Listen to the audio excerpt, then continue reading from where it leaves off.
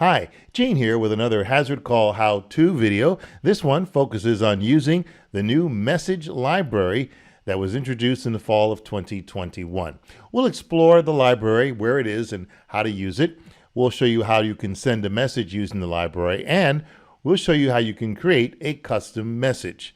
So why use the library? Well, we noticed that a lot of our clients send some of the same messages over and over again. So we took the most commonly sent message and put them in this text library, and we hired an emergency manager fluent in Spanish to translate them to make sure they can be understood across a variety of Spanish-speaking residents that might be in your community. This will allow you to send the messages quickly to a bilingual audience from choosing it from the library. In addition, you can also add your own custom messages above and beyond what comes with the library. Now, an important first step in getting started here is to request activation of this feature.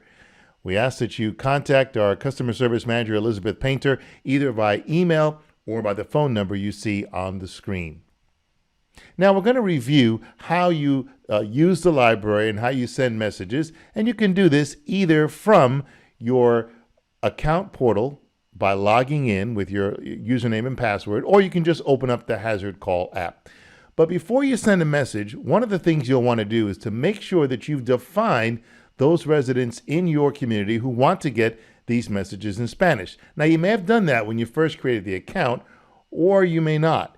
So I want to first go over that step. And in order to do that, you have to log into your account. So once you log in, you'll go to Add Manage Residents. You'll click on any of the residents that are in your community. Scroll down to the bottom and select Set Language if you want to change this person from English to Spanish or vice versa. Now, if you already have your community set up, you may want to go through this one at a time or consult with Elizabeth. She can help you in order to quickly download the list you have, identify those who need to be converted to Spanish, and re-upload your list. So make sure you get with her if you want to do it that way, or you can do it one by one. Now, in order to see where the library is, we go to the Community Broadcast tab. And again, you'll see that whether you're logging into the portal or using the app. One of the things you'll see is a new box in green called Manage Text Message Library. This is where the library messages are stored. Let's click on it, and you'll see that you can either view the list of messages or create a new message. Well, first, let's take a look at what's in there. Click on View Message List, and you'll see all the messages that are in the library. And again, these are some of the more common messages that we noticed a lot of our clients are sending out.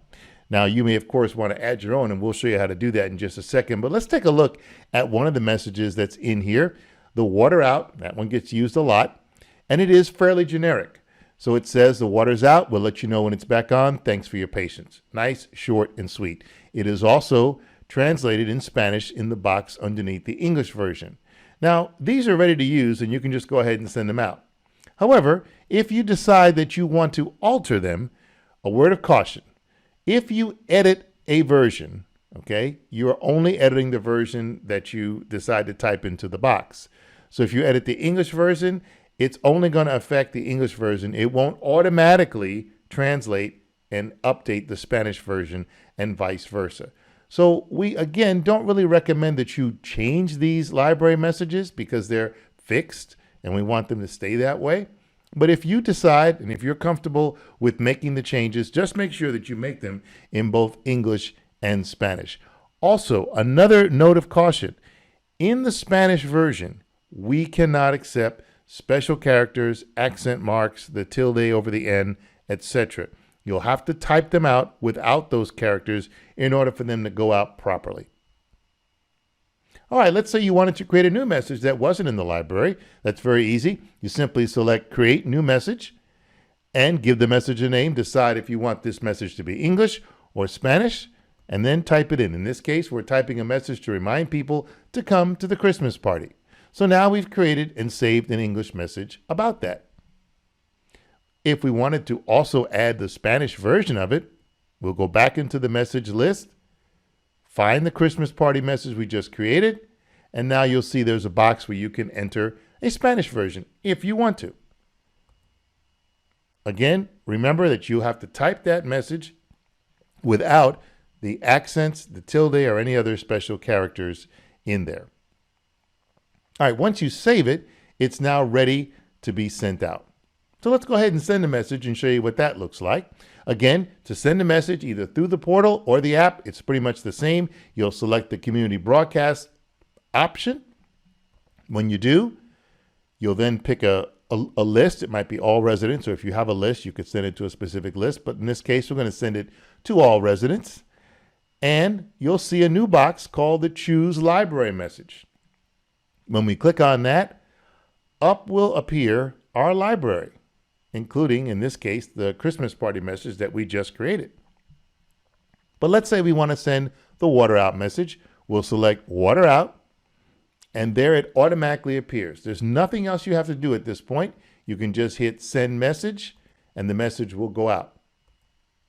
Now, if when you go to the community broadcast, you don't want to use the library and just want to create your own message, you can still do that.